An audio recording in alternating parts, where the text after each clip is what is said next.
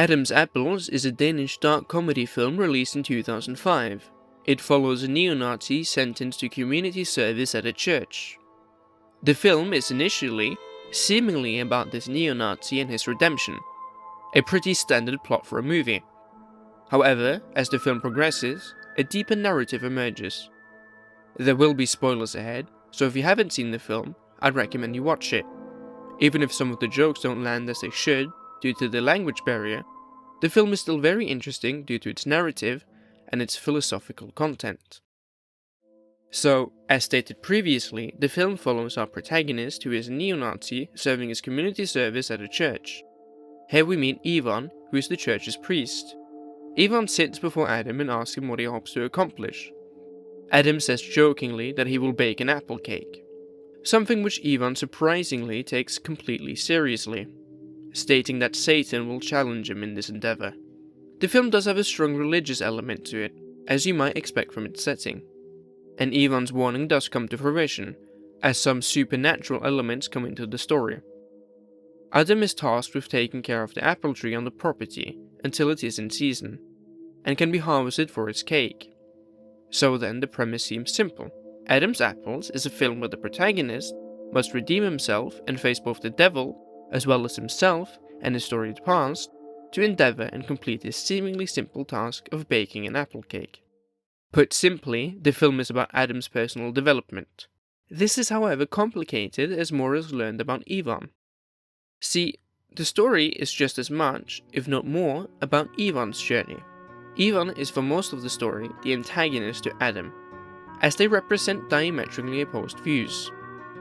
Ivan is an optimist to an extreme degree, having a viewpoint often opposed to reality, as his mind won't allow him to see evil in the world.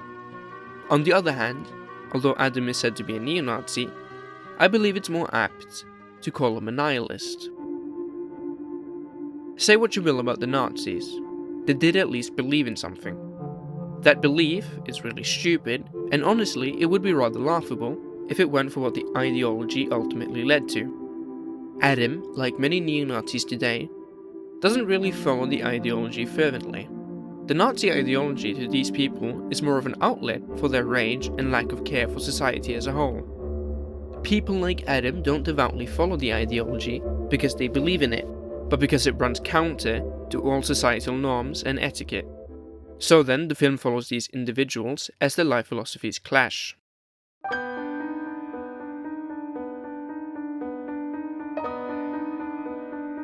Ivan has a very naive nature to him. An example of this comes early in the film when it comes to visit Adam in his room, and seeing a portrait of Adolf Hitler on the wall, he asks Adam if it's his uncle.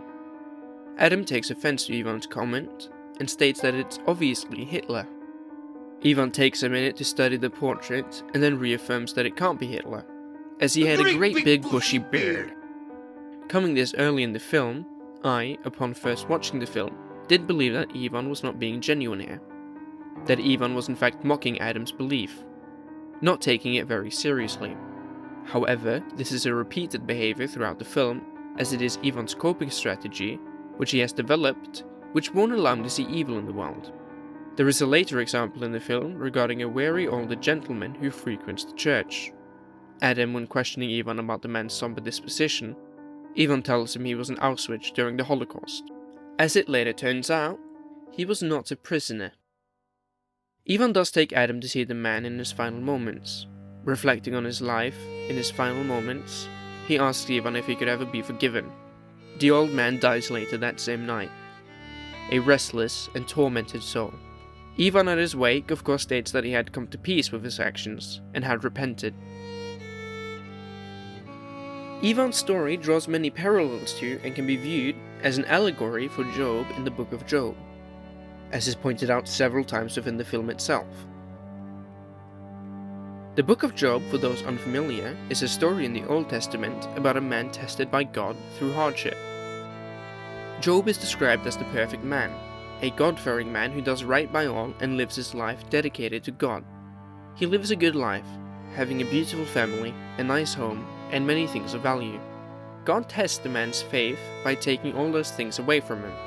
Job goes from a life of luxury to one of constant torment. Ivan is much the same as we come to learn. One aspect similar in both stories is their unwillingness to accept the reality bestowed upon them, denying the reality they live, despite there being no reason for them to ever get punished. We come to learn more about Ivan's life throughout the film. He was raped as a child, his son was born a spastic, his wife committed suicide, and he has brain cancer, which is also likely furthering his mental decline. Ivan does not view things as they are, insisting on living in his own world. He, for example, denies the son being a spastic, stating that he is a completely normal boy. This is akin to Job's denial of his circumstances. They both believe themselves to be abandoned or even damned by God, but fail to admit it to themselves. What was really the point of the Book of Job? My reason for writing this script is that I've been going through a prolonged episode of suffering myself, and I questioned the point of it all. It got me thinking about Job and his suffering. My question is, what was it all in service to?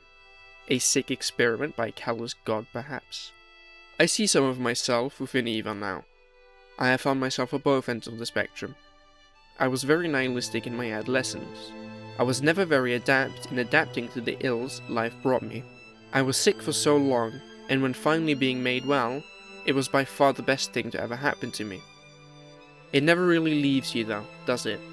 I can often find myself slipping back to those same ways of thinking. That same futile misery which has haunted my life. I couldn't accept going back to that place, even though I was slipping back into it. I insisted to myself I was happy. I was cured, after all. It wasn't before something happened in my life which would permit me to be miserable that I could accept that I was. I had forgotten all those lessons I had learned, the lessons which had at one time saved my life. Life is about perspective. No one can perceive objective truth in their life. Your ways of thinking can be very easily warped, and so then follows your reality. Take for example a person who believes everyone hates them. You might be such a person. If so, try to think of someone in your life who doesn't easily fit that mold. I'm sure you can at least think of one. I bet you probably find some reasoning for how they still fit into that mold. Perhaps they just put up with you. See how convoluted your supposedly objective reality has now become? A person that believes that everyone hates them does so because they put their own patterns of thought onto others. It's not that the people around you hate you, it's that you hate yourself, and believe that to be reasonable. Both Adam's and Ivan's perspectives are fundamentally flawed. If your optimism leads you to not acknowledge the problems in your life, then you can never address them. Such a belief is ultimately one that will lead to your own destruction. And if you believe in nothing, you might as well not be alive. Adam and Ivan end up somewhat trading places toward the end of the film. Once Adam finally succeeds in breaking Ivan admits to his reality and slips into nihilism. We see change in Adam as he finally starts to care for others and acts outside of his own interests, and endures in baking his apple cake. Ivan, meanwhile, was spiraling, until God finally showed himself and sets Ivan on the right path.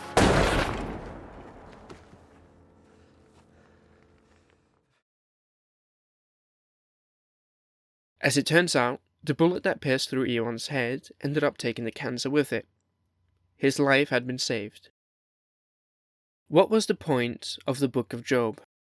I still do sometimes see Job's story as nothing but a cruel experiment perpetrated by a cruel God. But ultimately, there is some point to suffering. Some lesson to be learned. It's not that what doesn't kill you makes you stronger, but the suffering you endure does test who you are as a person. Your life circumstances depend on how you interpret them. One has to accept the good with the bad and to work through it.